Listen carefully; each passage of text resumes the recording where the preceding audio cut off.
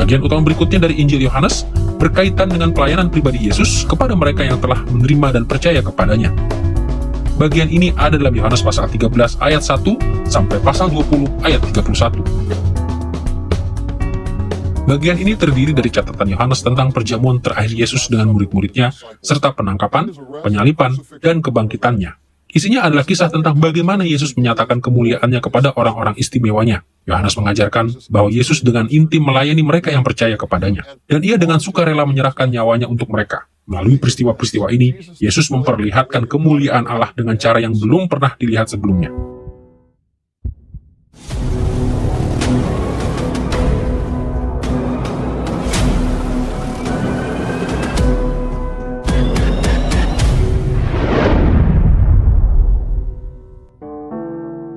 Bagian ini dalam Injil Yohanes menjabarkan pemikiran yang telah Yohanes ungkapkan dalam Yohanes pasal 1 ayat 11-12, di mana ia menuliskan kata-kata ini. Yesus datang kepada milik kepunyaannya, tetapi orang-orang kepunyaannya itu tidak menerimanya. Tetapi kepada semua orang yang menerima dia, pada semua orang yang percaya kepada namanya, ia memberikan hak untuk menjadi anak-anak Allah. Dalam 12 pasal pertama Injil Yohanes, Yesus melayani dunia ini, tetapi bahkan milik kepunyaannya tidak menerima dia. Kemudian, mulai pasal 13, Yesus berkonsentrasi pada mereka yang telah menerimanya, murid-muridnya. Kita akan melihat bagian Injil Yohanes ini dalam dua bagian. Pertama, kita akan membahas peristiwa-peristiwa pada perjamuan terakhir. Kedua, kita akan memperhatikan saat kemuliaan Yesus yang teragung, yaitu kematian dan kebangkitannya. Marilah kita mulai dari peristiwa-peristiwa yang mengelilingi perjamuan terakhir. Pelayanan Yesus kepada murid-muridnya pada perjamuan terakhir dijelaskan dalam 4 bagian yang berbeda. Pada bagian pertama, Yesus melayani mereka dengan membasuh kaki mereka dalam Yohanes pasal 13 ayat 1-30. Yesus merepresentasikan seluruh pelayanannya di bumi ini saat ia dengan rendah hati membasuh kaki murid-muridnya. Peristiwa ini secara dramatis melukiskan inkarnasinya dan juga pengorbanannya yang menyelamatkan di kayu salib. Sang pencipta alam semesta membungkuk di hadapan umatnya sendiri dan melayani mereka dengan membasuh kaki mereka yang lelah dan kotor. Inilah sebuah pelayanan yang mencapai klimaksnya pada hari berikutnya di atas salib, ketika ia membasuh jiwa-jiwa yang lelah dan kotor dengan darahnya yang membersihkan. Setelah membasuh kaki mereka, Yesus mengumumkan bahwa salah seorang dari antara para murid akan mengkhianatinya. Kemudian setelah iblis merasuki Yudas, Yudas meninggalkan ruangan itu untuk melakukan pengkhianatan itu. Setelah melayani murid-muridnya dengan membasuh kaki mereka, Yesus menghibur mereka dalam Yohanes pasal 13 ayat 31 sampai pasal 14 ayat 31.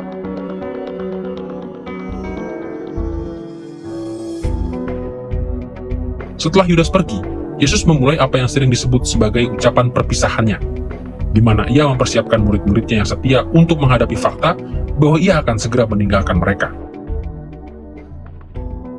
Meskipun para rasul adalah pendengar yang ditujunya, tentunya ada beberapa alasan mengapa kata-kata itu perlu dipelihara bagi generasi-generasi masa depan dari pelayanan kerasulan. Dengan kata lain, bisa jadi ada konsep-konsep yang dapat dialihkan bagi siapapun yang ingin hidup sebagai seorang rasul dan sebagai seorang yang sedang belajar melayani, sebagai seorang yang belajar dan seorang yang memahami bahwa Anda diutus ke dalam dunia. Jika Anda memiliki pemahaman tentang panggilan Anda, maka ada banyak pengajaran yang menakjubkan dalam wacana di ruang atas itu. Saya yakin ada sejumlah aplikasi khusus bagi para pemimpin dalam perikop itu. Saya pikir, pasal-pasal itu dapat dibaca untuk memberikan manfaat yang besar bagi para pria dan para wanita yang dipanggil untuk menjadi pemimpin di dalam tubuh Kristus. Tetapi hal yang biasanya saya katakan adalah bahwa semua motif Kristen benar-benar diwujudkan dalam diri Yesus dalam Yohanes pasal 17. Karena ia membagi doa itu, berdoa bagi para rasul. Tetapi kemudian ia berkata, "Tetapi aku berdoa bukan saja untuk mereka, tetapi bagi mereka yang akan percaya karena kesaksian mereka." Yesus memulai ucapan perpisahannya dengan mengatakan bahwa waktunya telah tiba baginya untuk dimuliakan, yang artinya bahwa ia akan mati, bangkit dari antara orang mati, dan naik kepada Bapanya di surga. Murid-muridnya nantinya harus hidup tanpa kehadirannya secara fisik, berjalan, berbicara, dan tinggal di tengah mereka. Ia juga menubuatkan bahwa Petrus akan menyangkalinya 3 kali. Tetapi Yesus tahu bahwa potongan-potongan berita yang sulit ini menyusahkan hati murid-muridnya. Karena itu ia menghibur mereka dan meyakinkan mereka bahwa pada akhirnya ia juga akan membawa mereka kepada Bapa. Dan ia memberitahu mereka bahwa ia tidak akan meninggalkan mereka sendirian. Ia akan mengutus Roh Kudus untuk melayani mereka sebagai penggantinya. Dengarkanlah janji Yesus dalam Yohanes pasal 14 ayat 26 berikut. Penghibur, yaitu Roh Kudus yang akan diutus oleh Bapa dalam namaku.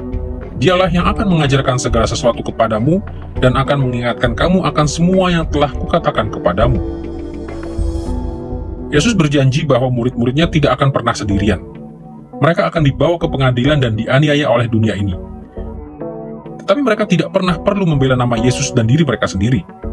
Roh kebenaran akan memberi kuasa kepada mereka untuk berbicara dan menuliskan tanpa kesalahan dan dengan penuh otoritas untuk mewakili Yesus.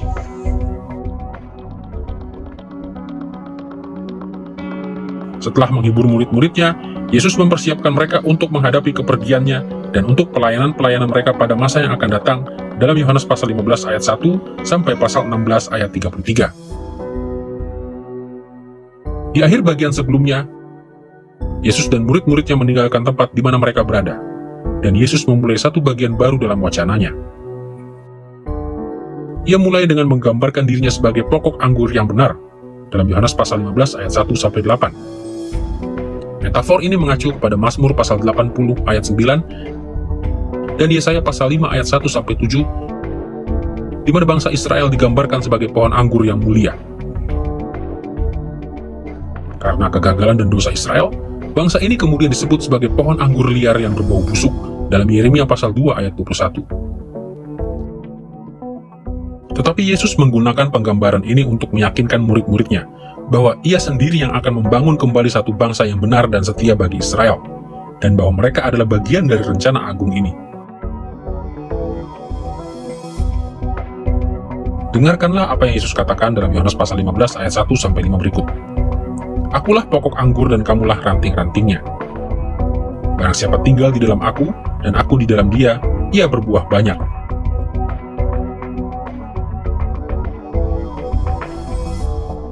Dengan mengklaim dirinya sebagai pokok anggur yang benar, Yesus sedang mengatakan bahwa dalam pengertian yang penting, ia sendiri adalah Israel. Yesus mewakili Israel, dan ia menggenapi tujuan akhir Israel. Israel telah gagal membangun kerajaan Allah di bumi, tetapi Yesus berhasil. Dan murid-muridnya adalah ranting-ranting dari pohon anggur itu. Mereka adalah bagian dari umat Allah dan juga agen-agen yang melaluinya Allah akan melaksanakan rencananya selama berabad-abad. Tetapi Yesus juga tahu bahwa dunia membenci murid-muridnya, karena dunia sudah membencinya. Jadi ia meyakinkan mereka bahwa ia sedang membuka pintu doa bagi Bapa untuk mereka. Mereka adalah duta-dutanya, wakil-wakilnya yang berotoritas di bumi ini. Dan karena hal ini, Bapa akan memperhatikan doa-doa mereka, seakan-akan Yesus sendiri yang memanjatkan doa-doa itu. Sebagaimana Yesus katakan kepada mereka dalam Yohanes pasal 16 ayat 23 sampai 24. Aku berkata kepadamu, sesungguhnya segala sesuatu yang kamu minta kepada Bapa akan diberikannya kepadamu dalam namaku. Sampai sekarang kamu belum meminta sesuatu pun dalam namaku. Mintalah, maka kamu akan menerima, supaya penuhlah sukacitamu. Setelah mempersiapkan murid-muridnya, Yesus berdoa untuk mereka dalam Yohanes pasal 17 ayat 1 sampai 26.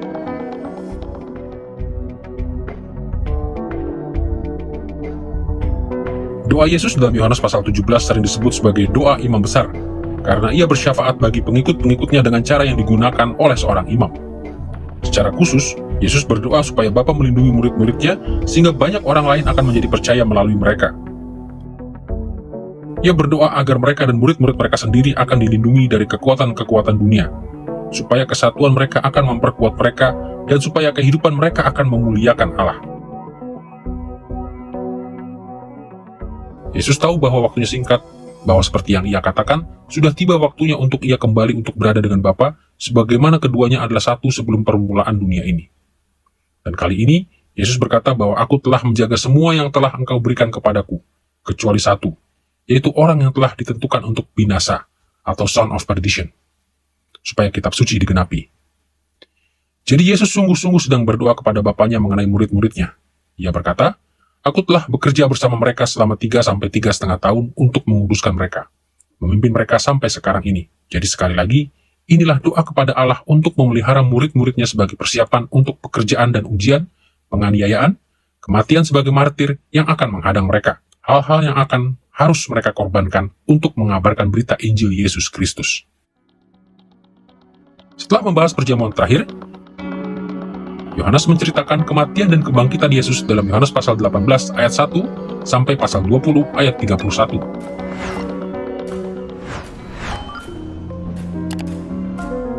Dalam Injil Yohanes, kematian dan kebangkitan Yesus dan peristiwa-peristiwa yang menyertainya seringkali dinyatakan sebagai saat kemuliaan Yesus. Dalam Perjanjian Lama, kata kemuliaan mengacu pada kehadiran Allah di tengah umatnya. Di sepanjang sejarah Israel, kemuliaan Allah menyertai Israel. Kemuliaannya adalah awan yang memimpin orang Israel selama pengembaraan mereka di padang gurun dalam Keluaran pasal 16 ayat 10.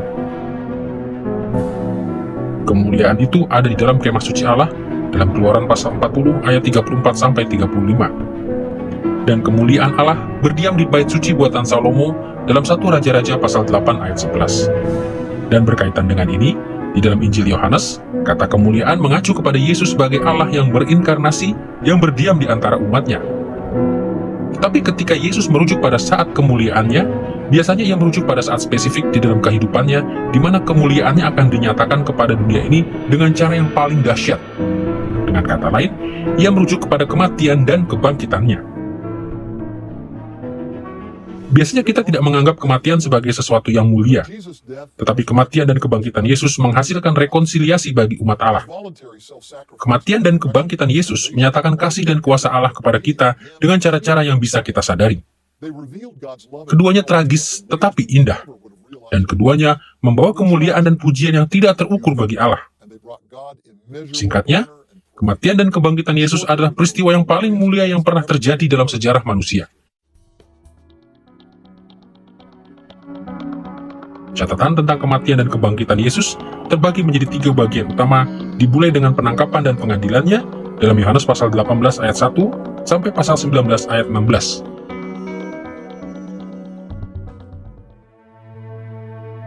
Pertama-tama kita membaca Yesus ditangkap dalam pasal 18 ayat 1 sampai 11.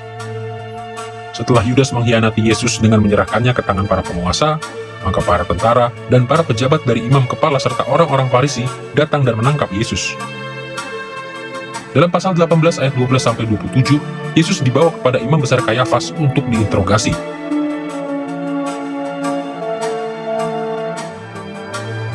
Selama waktu itu, Petrus menyangkal Yesus 3 kali, seperti yang telah Yesus nubuatkan. Kemudian, Yesus diadili oleh gubernur Romawi yaitu Pilatus dalam pasal 18 ayat 28 sampai pasal 19 ayat 16. Pilatus menyimpulkan bahwa Yesus tidak bersalah, tetapi tidak membebaskannya karena takut kepada orang-orang Yahudi.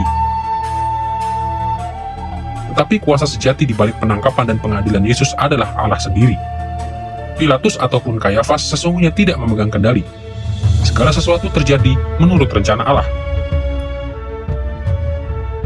Seperti yang kita baca dalam Yohanes pasal 19 ayat 10-11 berikut. Maka kata Pilatus kepadanya, "Tidakkah engkau tahu bahwa aku berkuasa untuk membebaskan engkau dan berkuasa juga untuk menyalibkan engkau?" Yesus menjawab, "Engkau tidak mempunyai kuasa apapun terhadap aku, jikalau kuasa itu tidak diberikan kepadamu dari atas." Bagian utama yang kedua dari catatan Yohanes tentang kematian dan kebangkitan Yesus adalah penyaliban dalam Yohanes pasal 19 ayat 16-37.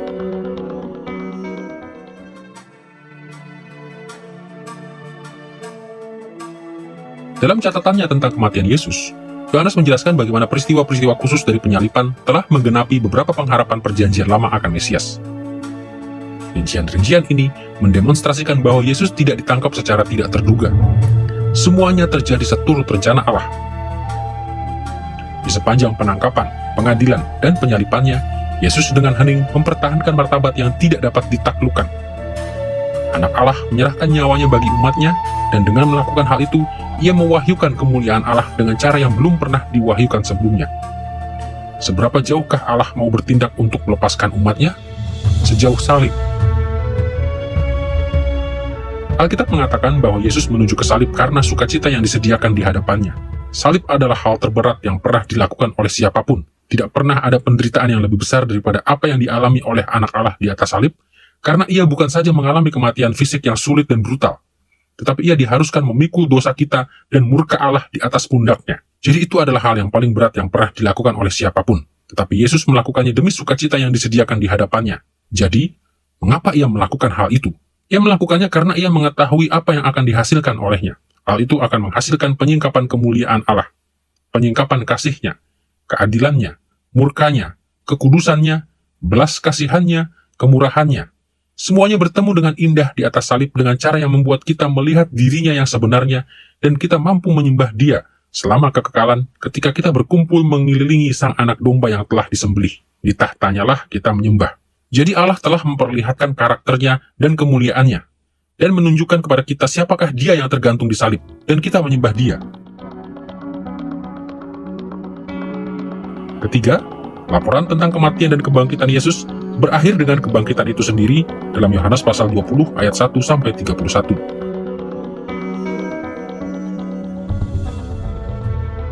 Menurut Yohanes pasal 20 ayat 1-9, kubur Yesus adalah fakta historis. Maria, Petrus, dan Yohanes sendiri melihat bahwa Yesus tidak ada di sana. Dalam pasal 20 ayat 10-31, Yesus menampakkan diri kepada Maria Magdalena, murid-muridnya, dan kepada Thomas. Laporan-laporan ini menunjukkan bahwa para pengikut Yesus agak skeptis dan tidak mudah ditipu. Secara khusus, Thomas tidak hadir pada saat pertama kali Yesus menampakkan diri kepada murid-murid, dan Thomas bersikap skeptis. Ia menginginkan bukti. Ia tidak akan percaya pada kisah gila tentang kebangkitan. Dan pengakuannya dalam ayat 28 adalah klimaks dari narasi Yohanes, di mana Thomas mengakui Yesus dengan perkataan, Tuhanku dan Allahku. Cukup mengejutkan bahwa ketika Thomas mendengar dari murid-murid lainnya yang ia kenal secara pribadi, bukan orang-orang asing yang mengatakan hal ini kepadanya, dan mereka semua setuju. Tetapi ia sama sekali tidak dapat mempercayainya. Dan saya pikir, saya curiga hal itu ada hubungannya dengan ketidakmampuannya untuk mengambil resiko untuk percaya dan menjadi kecewa lagi. Saya pikir ia takut akan menjadi kecewa lagi. Anda melihat catatan tentang Thomas yang peragu dan mengucapkan kata-katanya yang terkenal.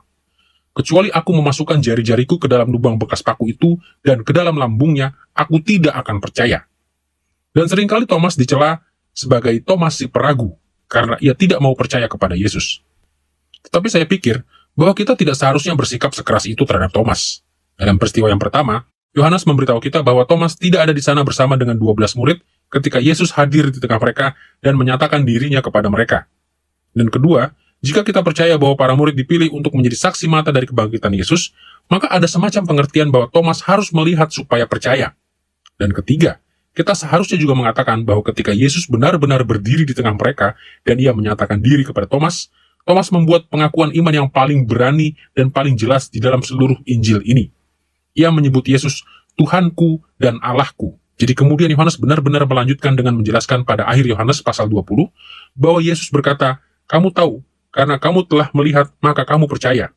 Tetapi mulai sekarang, berbahagialah mereka yang tidak melihat namun percaya." Dan ada pengertian bahwa Thomas harus melihat supaya percaya. Tetapi ada pengertian bahwa Anda dan saya dapat melihat, bukan dengan melihat Yesus di hadapan kita, tapi sebenarnya kita dapat menghargai dan memahami semua yang telah mereka lihat, sehingga kita sendiri pun menjadi percaya. Bagian terakhir dari Injil Yohanes adalah kesimpulan dari catatannya tentang kehidupan dan pelayanan Yesus di bumi ini yang dicatat dalam Yohanes pasal 21 ayat 1-25.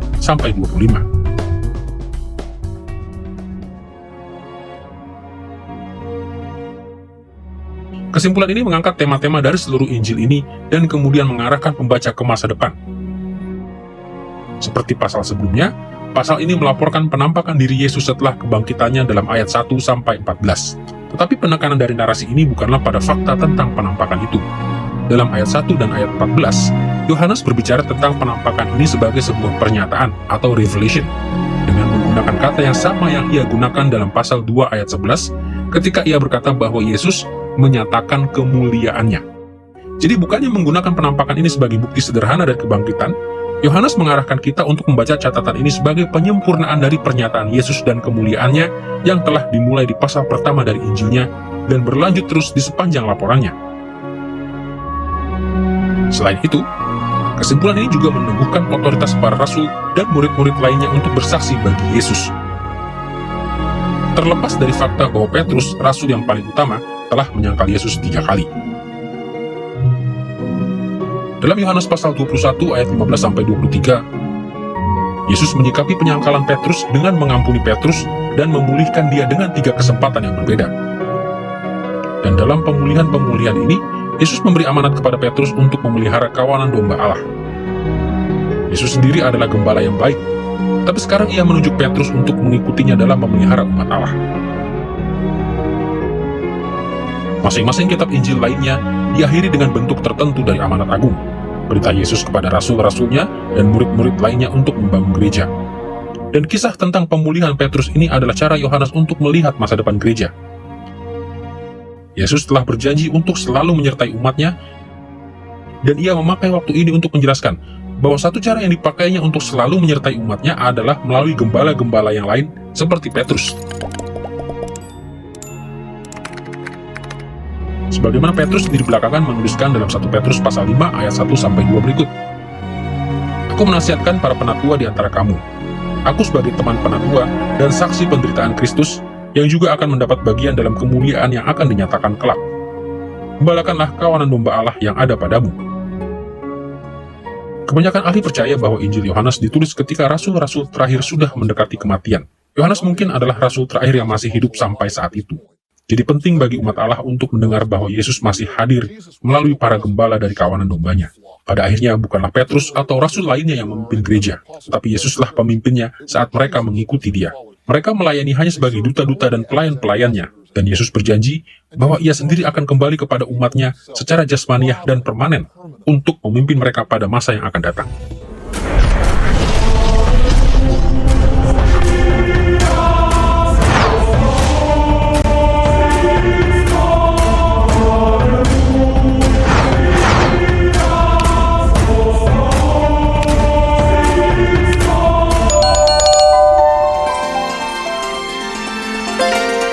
I believe in God the Father Almighty, maker of heaven and earth. I believe in Jesus Christ, His only Son, our Lord, who was conceived by the Holy Spirit and born of the Virgin Mary. He suffered under Pontius Pilate, was crucified, died, and was buried. He descended into hell. The third day he rose again from the dead. He ascended into heaven, and is seated at the right hand of God the Father Almighty. From there he will come to judge the living and the dead. I believe in the Holy Spirit, the Holy Catholic Church, the communion of saints, the forgiveness of sins, the resurrection of the body, and the life everlasting. Amen.